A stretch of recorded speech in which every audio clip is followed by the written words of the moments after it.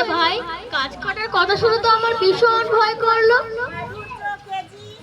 বনের ভেতর কে যেন গাছ কাটার জন্য, চাষ করার জন্য জমি, গাছপালা কেটে জমি করেছে, ডালপালা পোড়ানোর জন্য আগুন দিয়েছে, আর সেই আগুন চারিদিকে ছড়িয়ে পড়েছে।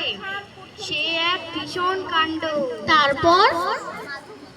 এখন বৈশাখ মাস, ডালপালা পাতা সব শুকিয়ে গেছে, কোথা থেকে হাওয়া এসে জুটেছে, দাউ দাউ করে জ্বলছে সবকিছু। এখন উপায়, আগুন এখানে আসবে না তো? ওই দেখো, টিয়ে ফিঙে দাঁড়কাক বানর ভালুক, ডাকাত বানর ভালুক সবাই মিলে ছোটাছুটি ও চেঁচামেচি করছে। চেঁচামেচিতে মানুষ ছুটে এসেছে, আগুন নেভাচ্ছে।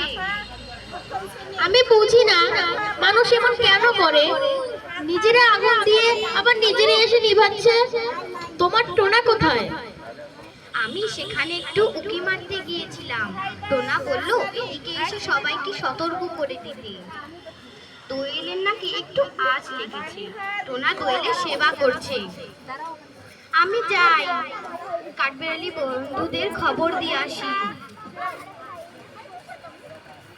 ও কুমড়ো ভাই, কোথায় তুমি? তোমাকে দেখছি না কেন?